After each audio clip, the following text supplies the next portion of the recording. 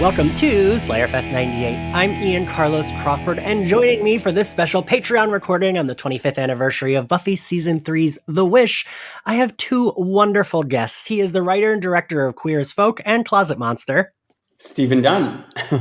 Hi, Stephen. Hi. And he is Argentina's #1 Buffy fan and one of my Twitter boyfriends. Hey, I'm Matthias. Hi. Maddie, so it's your first time on the podcast. It is. I'm very happy to be here. Do you want to give us your Buffy origin story? Sure. It's a little muddy. I'm not good with memory, but okay. I remember the first season that I was obsessed with was season 6, and I was very little. So, well, not little, but I was like 10. So probably not the best time to be watching season 6. But I love the idea of 10-year-old you watching them fuck a house down. Oh yeah. Oh my God. Yeah. That's season 2. Yeah. But okay, so we're here to talk about The Wish. And before we get into the episode, Stephen, I want you actually told me this is one of your favorites, right? Like, that's why I had you on. Oh my on. God. Well, yeah, when you posted like, oh, what are your favorite episodes of season 3? I just commented, I wish Buffy Summers had never come to Sunnydale. I don't know. I find particularly like this season has some of the strongest one-off episodes. I love Gingerbread, even though they somehow have like a bonfire inside like an actual like mayor's office, which I think is insane. But my favorite episode of the season is actually Helpless. But I find all three of these are like total strong genre episodes that really feel like a contained movie in a way. And the scope just seems to get like so much bigger. But I think The Wish, just there's so much to talk about with this. It's our like full like alternate universe. We get like Vampire Willow. We get like, we murder the entire cast. Like, it's just, there's so many exciting parts of this episode. I'm really excited to get into it. And Cordelia's red leather outfit, like. Oh yes, yes.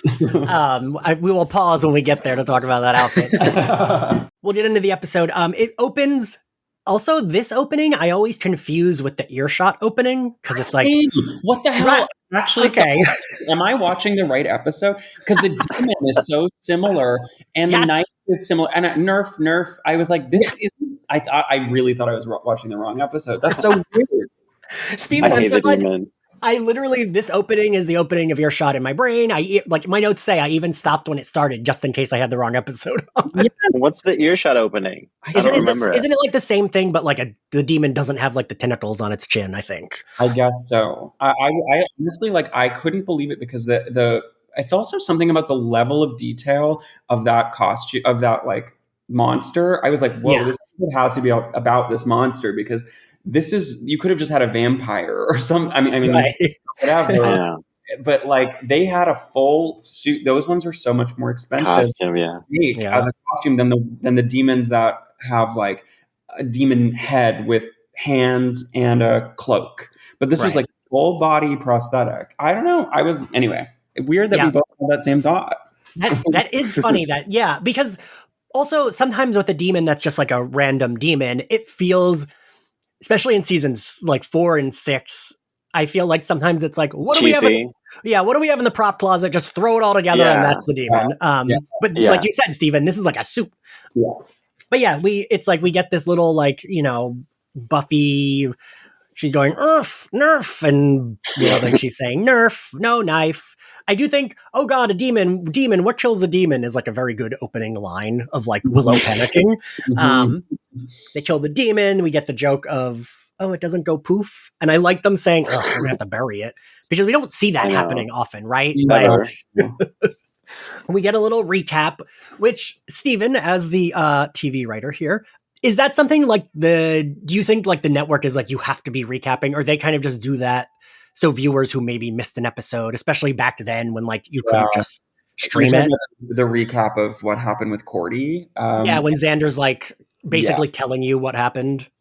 I think that they're giving us that info, that exposition, in order to set up the satisfying Willow and Xander now eating Cordelia. That happens in the middle of the episode. Because I think without knowing that, like if you were to just miss the previous episode on network TV and missing the impact, that makes sense.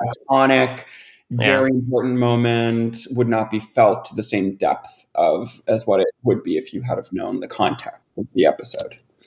That's true. Yeah. Did they not have the recaps in the beginning of the episode, like early on? Because later on they have the previously on Buffy. Yeah, They don't have that in the beginning. I don't think for this one they do. No. No, maybe not. I think they started doing like later on, maybe the UPN era. Yeah. So we get, he says he's called her about 80 times, but she's not responding. They discuss school on Monday. Willow plans to beg Oz for forgiveness. And then we cut to Cordelia doing what, Steven? Having a fucking bonfire in her bedroom. Again, the fire inside in this season is truly unhinged. She's burning Xander and Buffy and Willow's photos, I believe, or something, and probably saving her own. So post credits, we get. I love anxious Willow because I am still anxious Willow, and I just like that.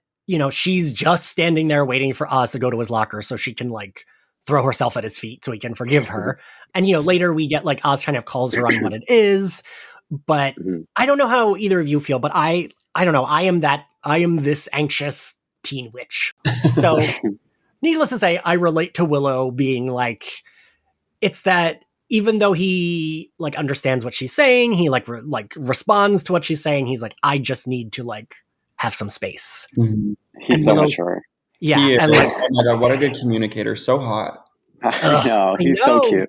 This is why Oz is my forever Buffy boyfriend. He's like my forever crush. And his blonde hair is my favorite. It looks so good on him. Yeah. Yeah. So then I do like that when she's like, well, Cordelia's definitely coming back. Amy saw her at the mall and she looked kind of scary. That's the cue for the guitar riff. And what is she wearing, Maddie? Oh gosh, she has this like leather coat and like leather skirt with a thigh cut. It's just perfect. And she's like stepping out of the car with a heel. It's just one of the best moments. Steven, what do you think of the outfit? I mean, it's so hot. Like it's this. It's her revenge dress. Yes. It is. And I love, like, I generally over the first 3 seasons find Cordelia's looks like so on point. Like all of them are so interesting. But this is just like so much fun, and you can tell like Charisma's like really like loves the outfit herself. Yeah. She's got a pop collar, like she just looks amazing. Like the revenge outfit, like you said. Yeah, it's funny sometimes, especially with Cordelia. Like she does look gorgeous, but it's like she is 17. Like going to high school. I was thinking that too. Oh well, we'll suspend the belief. Yeah. She arrives, she walks on campus, she runs into Harmony, and I do like that we see her get a little nervous, right? She's like, we see that she's feeling confident until she runs into Harmony, and we do see her getting a little like shaky. They kind of I love Harmony, but she's such a bitch this episode. Yeah. I hate her. Brutal. She, is immediately like, oh, it's good you did that little accident, took the week off so we could forget about Xander, and then introduces her to Anya, who is new at school, which is so weird that the first Anya interaction is Anya and Cordelia, considering they don't really interact at all moving forward in the series. Yeah. Right? Yeah. And Harmony and the other girls are like, ooh, what you need to do is get back out there and date.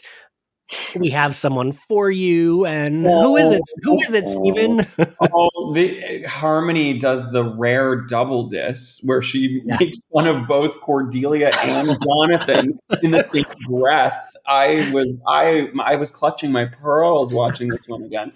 So sad. Yeah, poor little Jonathan. What a little and his giant big gulp like makes he looks even younger than he already does because of like that giant soda. Yeah. Oh my God. She does say he has a killer moped. Did Jonathan have any lines yet? No. Because he was on What's My Line, right? He was on What's My Line, like in a little scene, but he didn't speak. I don't think he speaks till Airship, right? No. He speaks in Inca Mummy Girl because he says, "Aren't you with Xander?" Oh yeah. So we cut to Willow. She's approaching Oz, and I do really like this scene because I've been thinking a lot about while we've been revisiting season 3 that like Seth Green is really playing against his type, which is pretty impressive because Oz feels like a fully formed character who's like just this chill guy, right? He feels, like you said, emotionally mature. He isn't yelling at her. He isn't really being rude. I feel like no one's wrong in this, aside from like Willow is kind of being selfish, right? Well, she's cheated, yeah. Yeah. I don't know if I like how because they kind of like threw that plot away with Xander and Willow. Yeah. I mean, I'm happy that they did because I'm not a fan of that. But it's just kind of like, oh, we are no longer attracted to each other. Yeah, like, they just swallowed that one. Yeah, which is fine. But I just think it's a little weird. I always imagine in the writer's room, they were like, all right, we got to get rid of that plot because it's not working. It's not working. Yeah. But okay, yeah. So Oz kind of just lays it out there, right? He said he just needs her to leave him alone. He needs to figure shit out. And he tells her the reason she wants to talk is so she can feel better about herself. God, so wise. It really is. I literally saved them all like 10 sessions of therapy. I mean, listen, every time I watch this, I cringe because I'm like, ooh, that is absolutely what I do, isn't it? Like, I'm like, ooh, he is dragging me. And this like character that is supposed to be a teenager is like more emotionally mature than I am. But yeah, and I like that they don't have him get out of character. He doesn't yell. I like that the way he delivers it too, right? Yeah. Because he would have every reason to be like a little angry and maybe like get shitty, but he doesn't, which is great. No, he's like, it feels to me like he is an ideal partner where he's someone who's like, I know that you're being really needy, Willow, right now, but like I have to prioritize myself and I have to process this myself. And then we can come back together and talk. But it feels to me like the most mature like moment that the show really ever sees. Like he's such I love his influence on the show. I'm really sad that he leaves next season, but I'm grateful we have him. Yeah. And I mean, we love Tara though. Oh my God, of course. If only we could have them all. Yes. In like my dream world, it would be like, okay, they had their like tiff. Oz felt weird, but then like because Oz would be the cool straight guy that's like, oh, cool, okay, like, and I feel like be a little bit more like, oh, okay, yeah, let's hang out, let's go to lesbian bars, or like, let's like, oh, when's gay night at the Bronze? I'll go with you, Willow. Like, I feel like he would be that cool straight guy that's like, and then who Oz would have to start dating. Ooh, who? Cordelia. What would that look like,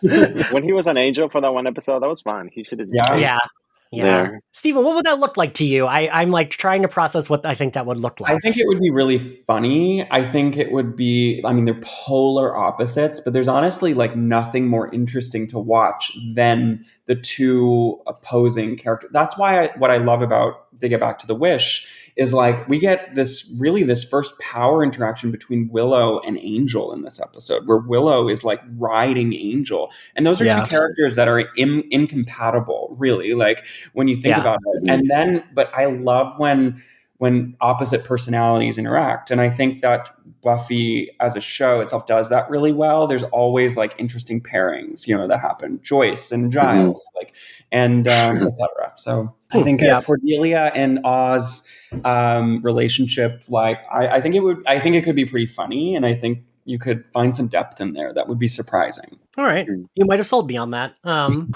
I mean, and they're two characters I love, so sure. Yeah. So then we get Cordy sees Xander and stops the one jock to try to make Xander jealous, to make it look like they're making out. And then this jock tells her he can't be seen with Xander Harris's cast off. Brutal. I know, and that it'd be okay to meet somewhere private. And Cordelia's like, I feel like Cordy is normally, quick-witted. Like a guy saying something to her, she'd be like, ew, but she's so caught off guard that it really makes me, I mean, I feel bad for her because that's gross anyway, but the fact that she doesn't have like a quick comeback and she's just like, oh, what? Yeah, like I'm like, oh, Cordy. I know. But then she runs into Anya. And it is like, this is maybe their last longer interaction. And I'm like, man, I wish we could have gotten more of them together, right? Same, honestly. Yeah. What a good character intro for this episode, Yes. I do, maybe now is the time to just, one of the things in my notes is I want to talk about Anya for a second, because her intro is she's one of my favorite characters in the whole show. But when I was watching this episode, I was like, this is a different Anya than what we see over the course of like season 5 and season 6, when she becomes sort of like Xander's sidekick. Like Emma Caulfield comes in. I think Emma Caulfield is like one of the most incredible actors in the show. Like she is. In general, I love her work, but she like comes in as a vengeance demon with like a motive and a direct, like she is here to coax a wish out of Cordelia, and she's so good at it. But over the course of the show, she becomes a source of comedy and like speaking strangely literal and stuff like that. And it is a different tone of her character. So I was curious about what you guys thought about her as and how she changes in the show. I love Anya. I think she does really do well in like those more serious episodes, like Selfless. Selfless. I love Selfless. Me too. When she gets to do dramatics, it's just, she really knocks it out of the park. And they do give her a lot of comedy, like in those middle seasons. Yeah. And I mean, I love that they get the like, can I just say men? Seconded. Like, I'm like, two queens. I love this. She compliments the necklace. I think she asks if it's Gucci, maybe. And Anya says it's a good luck charm of sorts from her dad. And Anya says something like, well, he's obviously blind to cheat on her. And I like the like subtleness of her saying, don't you wish? And the look on her face when Cordy's like, I don't wish, I act. And she's kind of like, damn it. Yeah, I love that. Now we cut to the bronze, where Cordy is laughing with her friends across the room from Xander and the Scoobies, who's trying to make them fake laugh. And, am I supposed to feel bad for Xander? Because I don't, right? Like, no. I don't. And I appreciate that Buffy is also like, hey, what you guys did, wasn't great. She has like her, and even at least Willow too is like, she has every right to hate us, right? I don't know. Yeah, because you both don't feel bad for Xander, right? No, I don't. No. Yeah. Okay, that's what I thought. It's nice to see Buffy siding with Cordelia, because it's been a couple of seasons since she's been a Scooby. Yeah. Officially. So it's nice that she didn't like discard her and it's like, oh well, I'm Team Xander. Right. It's nice for her to support women. She sees Cordelia leaving and Buffy chases her. They try to have a moment, which I feel like is paralleling their moment in When She Was Bad, when Cordy kind of is like, oh yes, thank your inner Muppet. Yeah, right. We will talk. Yeah, you're right. Yeah, but unfortunately, Buffy doesn't really get to give her that much of a speech because a vampire jumps in and knocks Cordelia into the trash. And I just can't help but feel bad for her even more, right? It's like, she's trying to be like, I look hot, I look good, I'm going to be confident, and then gets pushed into a pile of trash. It's honestly hard. I mean, we're going to get to this in a minute, but it's hard to watch Cordelia be like, take these beatings one after another, honestly. I have a hard time with it a little bit. Yeah. And then, of course, Harmony and the girls walk by as Cordelia's standing up out of the trash and laugh at her. I do like Cordelia's why me speech. Maddie, what do you think of that when she's like, why me? Why do I get impaled? I mean, I was standing up and clapping. Yeah. Why her? I mean, why her? Yeah. We just needed a Cordy-centric episode.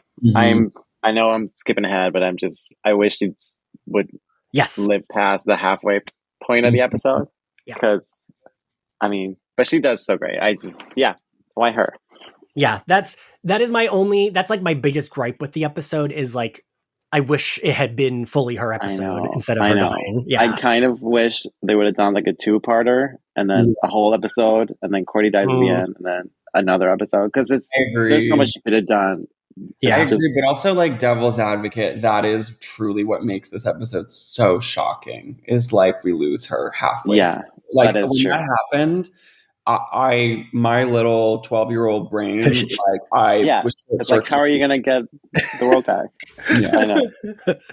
It's a great commercial break. It is. Yes, it is. And they're kind of like walking on the campus, and Anya gives her the necklace, and she sees Buffy and the Scoobies. And Cordelia says she wishes Buffy Summers had never come to Sunnydale. And Bianca... And wait, now listen for this.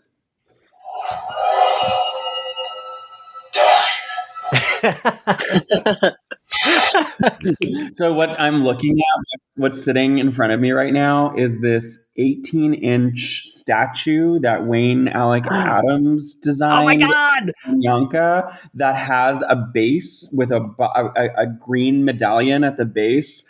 When you press it, it says done. And when I was on my in my production office for my show, anytime that like someone came into my room and like needed something for me, or like needed some, I would press that and grant their wish. I mean, I probably thought I was fucking insane, but like that's how much I love this episode. Wait, I want you to know that this is how wild I am, is that I knew exactly what you were talking about because I've seen his like statues that he does. He's incredible. He's incredible. But anyway, she meets up with Harmony. Everyone's in their like drab, dull clothes. And I guess to like make Cordy stand out even more, right? Because I feel like the darker red leather might not have stuck out as much because everyone's wearing the darker colors. Full disclosure, I don't love the light blue dress. I don't love it. Oh, I love the cardigan over the light blue dress. That's what she's wearing now. I kind of like it too.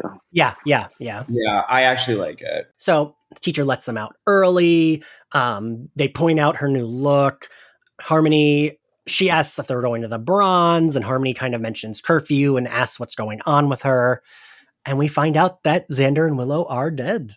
And I feel like Cordy very quickly starts to realize this was like a monkey's paw situation, right? Because we get like that serious look on her face, and she's kind of like got a look. Well, she didn't want them dead. Right. Probably. Yeah, she didn't like them, but she didn't want them to fucking die. Yeah. Then she goes out to where we saw her car get parked, and there is no cars there. And the janitor tells her that they aren't allowed to have cars. Yeah, which is, I have questions as to why, but okay. Right. Yeah. Also, like, why? Feels like in the like climate of that town, they all should have cars and never be walking. Nope, you gotta walk. So she starts walking home, and it's dark. She's walking down the main street in Sunnydale. And who does she encounter, Stephen? Oh my God. Vamp Willow, finally, with the whole leather and the little, like, I don't know how to describe the cup of her top. Yes. But like, it is such an iconic outfit. And Allison Hannigan is like, this is the first time we're seeing, I guess, this kind of like range from Willow. Yeah. Like, you can tell how much fun it is for these actors who are, day in, day out playing the nerdy, like one-sided character, but it must be such a breath of fresh air as 22 episodes a season to be able to like totally like go like full Dark Willow kind of vibes, like so early in the show. Like it's amazing. Yeah. And like hands up, I do think Xander looks hot too. Yeah. The eyeliner. And I mean, go fish, Xander. Come on. I don't like him at all, but like I can't, hot is hot. We get our iconic bored now line. I do love when, because this is sometimes how I feel with like whatever, but when she's like, I wish us into Bizarro Land and you guys are still together, I cannot win. Like, she's just so not grasping the seriousness of the situation. Well, she doesn't know the vampires, I guess, but still. Yeah, not yet. But then they vamp out and she runs. They knock her out, and Giles and his ragtag gang of Scoobies come in. And Giles for the first time. Yes. He's got his baggy sweater on. He's not in a full suit. Yeah. I feel like that's how you know it's bad. He's got scruff and he's not in a suit. And there is a new Scooby gang that involves the gay guy. What's his name? Larry. And then what is her name? Nancy, they reference that. Yes. Who actually I kind of love, but like interesting little addition there, I do like, I like them putting together a like very random Scooby gang for this alternate universe. I really like that idea. I wish Nancy had like popped up, just like, well, she was Amy. Why wasn't it Amy? Yes. Like, it should have been someone that had popped up or would pop up. Because also I looked into it and I was like, I know there's another girl named Nancy in their school, and there is, but it's not the same actor. In Earshot, the like know-it-all girl in the classroom is named Nancy, but it's not the same actor. So, but yeah, I do like seeing a like very random Scooby Gang, and I like seeing the gay guy there. Like, that is nice. And so we see that the master is pouring blood from an espresso machine into this tiny espresso cup.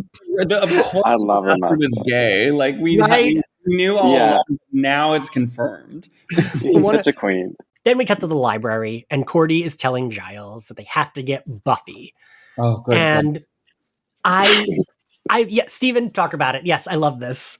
I mean, this is the scene. You know, it's so shocking. We get this reveal that like Giles, you know, waited for her, and he, you know, she never came. And then, of course, Vampire Willow and Xander come, and they fucking lock Giles in a cage, and they eat Cordelia at the same time. Like in this shot that's like spiraling around them on a dolly, and we kill Cordelia like really brutally after we count her being impaled, being cheated on, being made fun of by Harmony like 3 times, and it's just, I mean, it's the cherry on top, I guess, for the let's dump on Cordelia episode.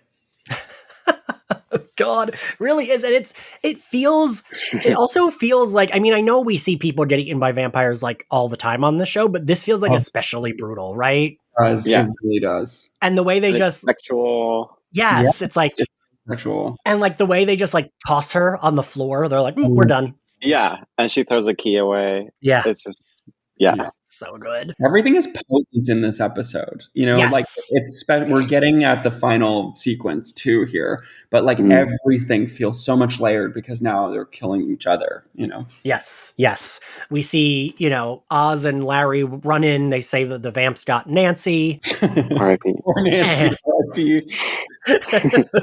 And he asked them to take Cordelia to the incinerator, but oh god, and of course now she's incinerated as well. I know. God. But he does grab her necklace first, which is important for later. All of this is still better than what she had to go through on Angel in season 4. So she's still doing good. That's true. And then Willow says she wants to go play with the puppy. And who is the puppy, Maddie? Angel, poor Angel. Yeah. Always tortured. But so sexy. Yeah. Oh yeah, his shirtless scars. Like, oh god. Yeah. I mean, yeah. And like him, chained up, shirtless, scars, it all doing some good work. Xander was kind of getting off on that too. Yes. Oh, for sure. Lot, yeah. Oh, for like sure. Stroking the cell bars. He was into it. And he's the one that throws the match on his chest. Yeah. I also want to know how they did that because it appears as though they actually threw a lit match on David. It looks like an actual chest. Yeah. It doesn't look like prosthetics. Yeah. He must have some sort of layer or like, you know, whatever. But that was so intense. And hot. Yeah. Yes. I reiterate. Willow's gonna make you bark. Like, it's all really good. She rides him. She's selling it. Yeah. She sold that. I mean, again, it's Allison Hannigan was absolutely having fun with this. Yeah. Oh my god, yes. Never once did I think, it's acting. She's acting. Like, I believed it. Yeah. Yeah. I mean, listen, if I got to straddle him and be a fucking dom in leather, I would also be selling it. Or maybe I wouldn't. I don't know. So we go back to the library. Giles kind of like remembers the necklace and he figures the necklace must be it. It's like tied to Anyanka, and he like finds the book. And I feel like this is all vaguely retconned, right? Because I feel like they didn't fully flesh this out. Because he never says, oh, it's a vengeance demon thing. Because we later learn every vengeance demon has one of those. It's not like, and this, it makes it seem like, oh, Anyanka's a like different demon who has a necklace. But whatever, that's fine. He is on his way home, and he sees a bunch of vampires herding people into a van and stops them. But then he is attacked, and he is saved by who, Steven? Oh my God, we finally get Buffy Summers with her tiny bangs pinned down and the most hideous cargo shorts I have ever seen on the face of the planet. Yeah. Is that her actual hair, though, in the braid? Because it looks a little long. I don't think that was her actual Maybe there's hair. extensions or something. Maybe. It's definitely the tiny bang. We confirm. Yeah. While I agree with you, the outfit's terrible, I love how different she looks. That's what I love about it. You know what I mean? Yeah. Because but our Buffy Summers would never wear this outfit. No. And I like that it's like she's like more this like Sarah Connor from Terminator type. And like spitting when she spits on the boot. Yeah. That's shocking. That's a shocking moment. It is. I also love seeing Sarah Michelle Gellar is like such a versatile actor, but it is fun to see her like show this side in the show. You know, I love it. I really do. I actually love the top in this. So. Sorry, all right. Cynthia Bergstrom. Is that her name? Cynthia Bergstrom. Bergstrom. But the cargo pants, no. But I actually like the top. So. Fair. I'll let Cynthia know next time I talk to her. Please do. Yeah. This reminded me of Amends a little bit when she says like, we fight, we die, wishing doesn't change that. And he says, I have to believe in a better world. And she says, go ahead, I have to live in this one. I think those are very good lines, right? So good. He mentions the master, you know, after she says, oh, Cordy must be a big fan, he mentions the master sent his most like vicious killers to take out Cordy. And then Buffy is kind of like, oh, wait, there's the master? Sure, I'll make myself useful. I'll go like take him out. And this is kind of like, this Buffy is just a fighter, right? Like she is just, it's like Kendra, but without the like personality. Accent. Yeah. And the accent. But she's like harder than Kendra, right? Like Kendra's at least a little bit softer. Yeah. She's like an army. Yeah. Soldier. Like this Buffy would have done really well at the initiative, or maybe would have just killed Maggie Roche.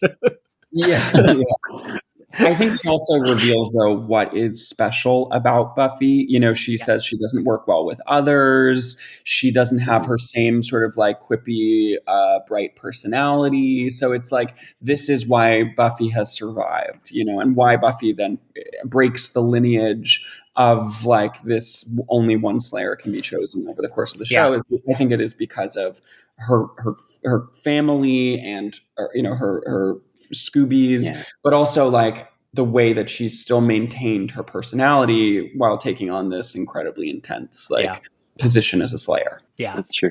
His like plan is actually pretty fucking bleak, right? They take one of Cordelia. We see that everyone has been captured aside from Harmony. I would have liked to see Harmony there. Yeah. One of the Cordettes is pulled out of the cage, put into a machine, and they just basically have like a beer tap, but with needles that like sticks in her and gets her. I don't get the plan.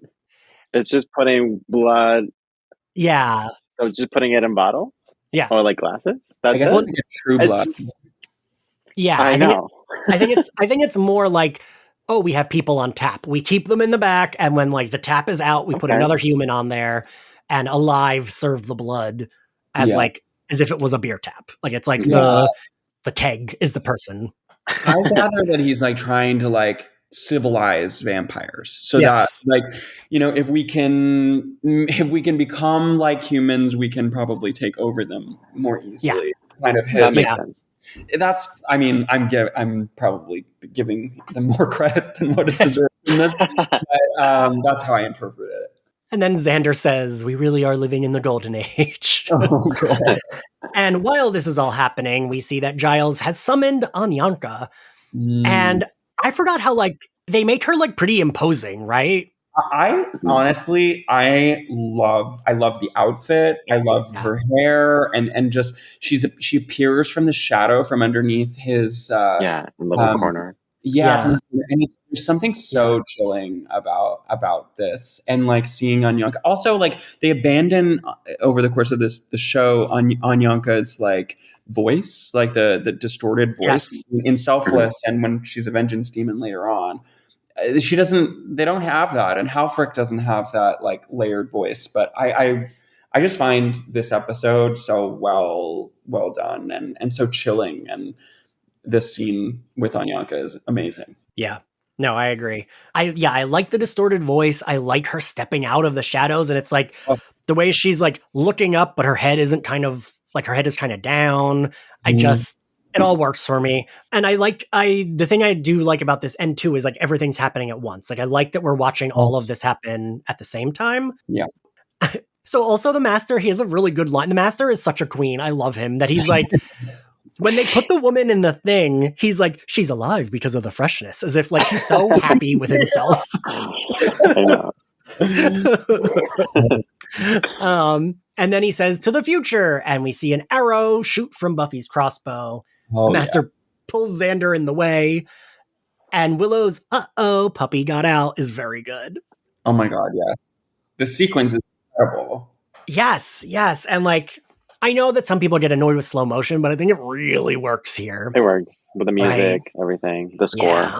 Yeah. This is really good. They take the opposite approach with the score. Like they go for this like soft choral music that like is not really what you would expect from a sequence like this. And I that's what really for me makes this sing. You must work for TV, Stephen. I hadn't even thought about that, but you're right. Giles, asks Anyanka what Cordelia could have wished for, and she says she had no idea what the wish would bring, this brave new world. And I do like when he says, I'm not afraid of you, your only power lies in wishing. Then she just like grips his neck up and throws him against the wall and is like, wrong. Yes, which they follow up with, because in Selfless, Anya is suddenly like this incredible fighter. Like really sword fighting with Buffy. I'm glad that carried over, right? Like I am glad that, because I liked seeing her be like super strong. Yeah. So then we get our like everyone's fighting, and Buffy staked, even her staking Xander and not blinking is like kind of rough, right? Oh my God, it's well. First, Xander kills Angel, right, and then she doesn't even blink. She doesn't blink. She literally parts through his dust and keeps going. And he's like, Buffy. And then we see, I think it's Oz and maybe Larry throwing Willow against a piece of wood and dusting her. It's all like that CGI is done so well. Yes, it's the best one I think they ever do in the series. It's so good. Yeah, this like hurts to watch, but it's so good, right? Oh, it's amazing. Yeah. It like makes me a little like, it gives me like chills. Like I get like a little emotional watching it. I hate seeing all my babies like get fucking decimated. But I think that Giles Anyanka is really good when she's like, how do you know this world is any better than this? And he says, because it has to be. It has to be. Oh. And like, so good. Fuck. So good. I get chills. I got chills watching it last night. I was like, man, so epic. And then he does it. Yep. And it's right as Buffy's neck is getting snapped, and the like slow motion of like her body just like gets stiff before it like collapses really like hurts. And we fade to white before she hits the ground too. Yep. And we fade in on Cordelia making her wishes, which I do love Anya being like done and then kind of being like, what the fuck? And her saying like done to every one of them and like nothing happening. And now that we're at the end, what do we think Dawn would have been doing in this episode? Maddie, you go first. No, I tried to think about it. I just can't picture Dawn in this like alternate reality, because it's so bleak, and she's just such a like, I mean, she would just be annoying in Cleveland or wherever Buffy was. Well, I think Dawn is definitely just dead. Like I don't. Okay. I think Joyce is dead. I think Hank is dead. No, not Joyce. Dead. That's her. That's the reality. Yeah. Of this world.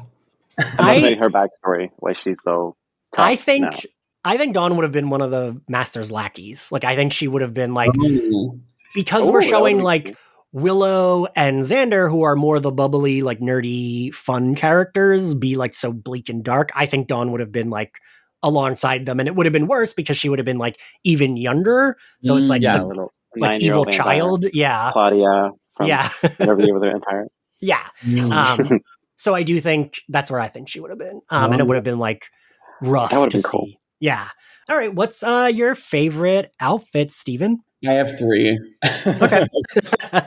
I mean, the obvious 2 are Cordy's red leather and Vampire Willow, but I actually want to put Anyanka's dress, her main Anyanka dress, because of the texture and that like textured leaf pattern in it and the shimmery gold. Like I think that one is like underrated. All right. I do forget how cute that dress is. Like because I have like the figure on my shelf and I think of the figure and it more just looks like she's wearing a potato sack. And that's what I think of Anyanka's dress as, but no, it's actually like this like cute texture, whatever. Maddie? I mean, those are my choices too. I would add just Xander's hot little like white beater. I don't know if that's problematic to say, but tank top. And I mean, the other ones are just so iconic. I mean, I feel like this is an episode full of iconic outfits. But Vamp Willow and Cordy in her red leather are like my favorites. With, I would say, honorable mention to Vampire Xander and Buffy's Butch Sarah Connor look, just because I think of it a lot. Not because I like the outfit.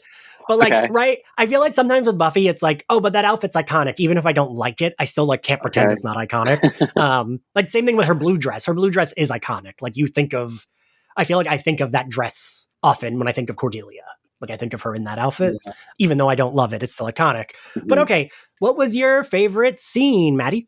I mean, I don't want to be obvious, but obviously the Cordy death scene is great. But I was skimming through it after watching it again, and I don't know. I love a lot of the sequences and just like after the witch happens, I love all of that stuff.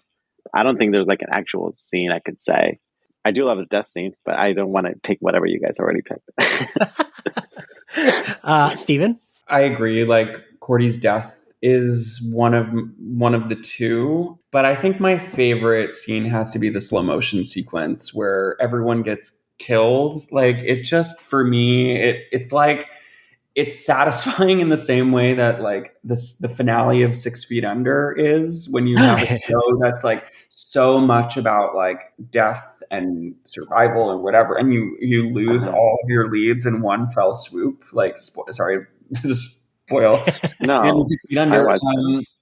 But it's so well done. It brings the whole like episode to this epic climax, and I think it's a great use of slow-mo. I agree, I don't always love slow-mo, but like I think it's really effective. That's my favorite scene too. The slow motion just really fucking works. All right, what grade do we give this episode, Steven? Okay, well, I gave it an A, but only because Helpless is if I'm only to reserve like an A+ for one over the course of the season, Helpless is my A+. But I have a hard time not giving this an A+. So I'm giving it an A, possibly plus, but that means that Helpless is an A++. Okay, fair. Maddie, what grade do you give it? Same. I would just give it an A, but like I would give it an A+. But I think The Gift, which is my favorite, I think that would get the A+. Okay, it's just a perfect episode. The only thing I would change is I would make it like a 2-parter. Okay, but it might not be as good as it is if it's 2 parts. So I don't know. I have the lowest grade. I can't believe it. I have a B+, though, not like a low grade. B+. I only give it a B+ because I hate that it doesn't further. I wish Cordelia remembered it. That's like my big pet peeve about the episode is I wish it ended with like Cordy kind of like we blink back to her and like she saw that all in a blip. Like I think that would have been good character development for her to her actually remember and see why it is important that Buffy is there. It is a really interesting point. I do think that it would impact Cordelia in an almost unchangeable way. You know, they decided not to deepen her now. Yeah. They do that in Angel, but yeah, you're right. Yeah. All right. Well, thank you both for joining me for this iconic episode. It was great to have you both. Maddie, where can everyone find you? Thank you, Ian. Well, they can find me on Twitter at MattyCaps, MATICAPS. S. Yeah. Yes. Sorry. And Instagram All right. Maddiecaps. And Steven, where can everyone find you? Well, yeah, thank you for having both of you for having me too. It's been so much fun. I'm not Stephen Dunn, Stephen with a PH, DUNN on Instagram and whatever else. Cool. All right. Well, thank you all for listening, and we will see you next time. Bye.